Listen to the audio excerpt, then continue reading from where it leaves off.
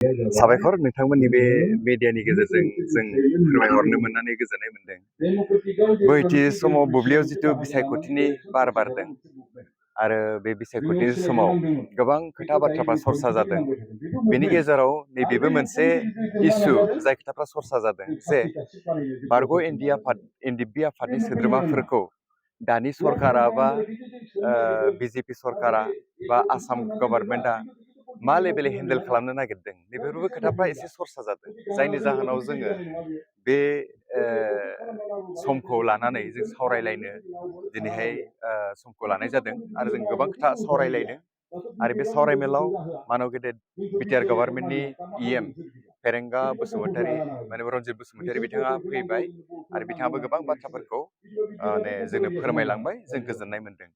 दा एनडिएफबिनि इस्यु हिसाबै बिटिआर सरकारा माबायदि प्लानिं खालामदों आरो थांनाय समाव बबे एजेन्डाफ्राव खामानि मावखो मानव गेदेर फेरेंगा सारा बे बाथ्राफोरखौ जोंनि बारग' एनडिएफबि आफादनि सोद्रोमाफोरनो रोखायै फोरमायलांदों। बेनिखायनो जों गोजोननाय मोनदों। जोंनि बे जुथुमनायनि आसल थांखिया बेनोमोन जे एबार जोङो भट होनांगौ इउपिपिएलनि जिथु बिजाथि जयन्त बसुमतारी बिथांनो। दा भट होनांगौब्ला जों मानो होनांगौ, जोंनि गेजेराव बे खोथाया गुवारैनो सावरायलायनाय जादों आरो जों बेखौ सावरायलायदों आरो जोङो गोबां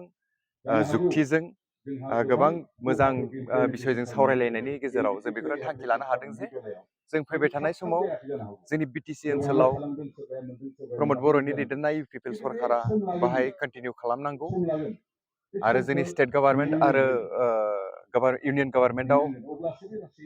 एनडिए गभर्नमेन्ट थारमाने बिजेपिनि दैदेननायाव जथायै मोनसे सरकारा जानांगौ। बेनिखायनो बे एमपि इलेक्सनाव जोंनि जयन्त बसुमतारी बिथाङा इउपिपिएलनिफ्राय जानानैब्लाबो जिहेतु एनडिएनि मोनसे पार्ट बिजेपिनि लोगो हिसाबै जों बिथांखौ दैथायहरनायाव जोंनि सोद्रोमाफ्रा, जोंनि बारग' आफादनि मेम्बार्सफ्रा दिनै गोबां लेभेलाव खामानि मावनो गावखौ थाग थियारि खालामदों। थिग प्राइमारि लेभेलफ्रावबो खामानि मावदों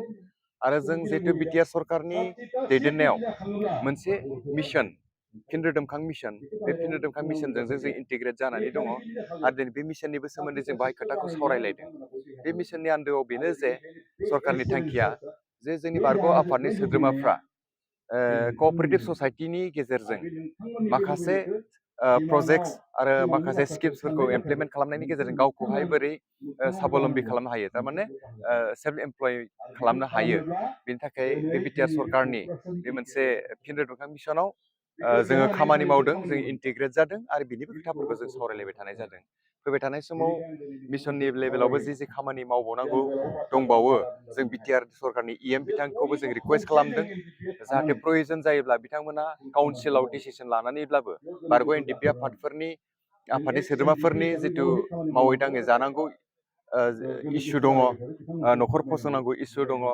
आरो बिथिं मा होनना बुंगोन इक'नमिकेलि गावखौ एनहेन्स खालामनो गोनां बिसय दङ। नैबेफोराव बिटिआर सरकारा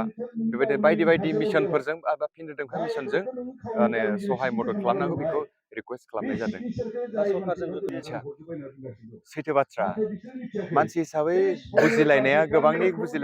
रोखोमनि थायो, नोंथाङाबो मिथिगौ बेखौ। आरो जेब्ला जों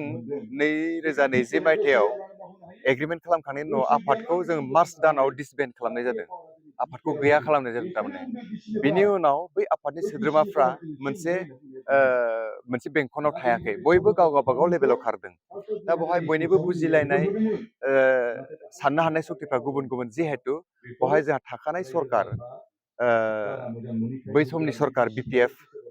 सरकार दैदेननाय हाग्रामा महिलारि आरो दानि प्रमद बर' दैदेननाय इउपिपिएल सरकार, प्रमद बर'नि नेतृत्वआव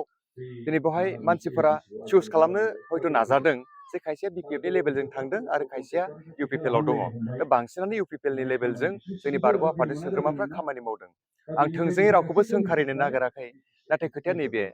जे जों बुजिलायनांगोन एग्रिमेन्टनि स्पिरिटखौ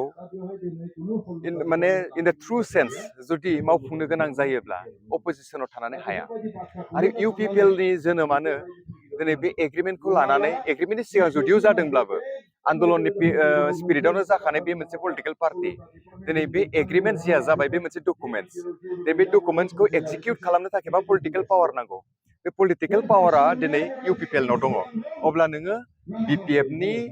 लाइनाव थानानै बाथ्रा बुङोब्ला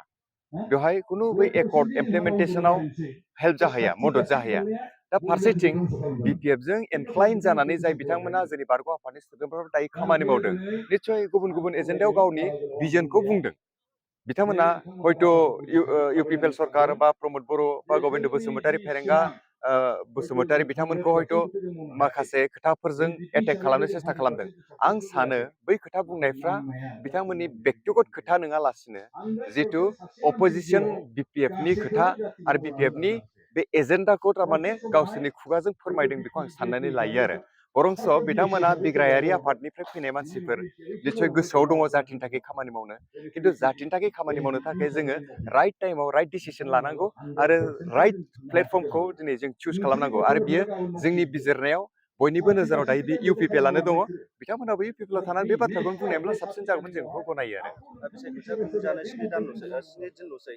दा एक्स एनडिपि हिसाबै मा फोरमायहरो साफ्रोम रायजो राजाफोरनिसिम जों साफ्रोम रायजो राजाफोरनिसिम जों एक्स एनडिपिनि जानानै बेखौनो बुंनो सानो जे रायजो राजाफ्रा दिनैनि तारिखाव इउपिपिएलनि बिजाथिखौ भट होनानै देरहाहोनांगौ आरो एनडिएनि सरकारनि मोनसे बिराद गोग्गोम अंशिदारि जानानै थानांगौ प्रमद बर'नि सरकारखौ दिनै स्ट्रं खालामनांगौ एरिया एक्सटेनसननि मेजर खामानि मावनो गोनां दङ दिनै बियो इउपिपिएलनि बियो एजेन्डा नट अनलि इउपिपिएल दिनै बेखौ खालामनो थाखाय हिमन्त बिश्व शर्मा आसामनि चिफ मिनिस्टार बिनिफ्राय अमित शाह जोंनि हम मिनिस्टार आरो नरेन्द्र मोदी बिथांमोननि फ्रिकुवेन्टलि जों सावरायनाय जोंनि प्रमद बर' गबिन्द बसुमतारी बिथांमोनजों सावरायनाय आरो बिथांमोननि फ्रिकुवेन्ट भिजिट जों नुनो मोन्दों आरो बिथांमोननि जिथु एसुरेन्स होनायखौ जों नुनो मोन्दों बेनिखायनो थोंजोङै जों खावलायनो सानो जोंनि बिटिआर हालामनि ओनसोलनि रायजो राजा बिथांमोना बर्तमान समाव इउपिपिएल सरकारखौ भट होनानै देरहाहोनांगौ आरो एनडिएनि सरकारखौ दिनै साफ्रोमबो जिखि पार्टआव थाया मानो बिथांमोना भट होनानै देरहाहोनानै मदद खालामनांगौ आरो जोंनि बिटिआर एकर्डनि सार्थ'आव आरो जोंनि डेभेलपमेन्टनि सार्थ'आव जों बारग' एनडिपि आफादनि जानाय बेखौ खावलायनो सानो थेंक इउ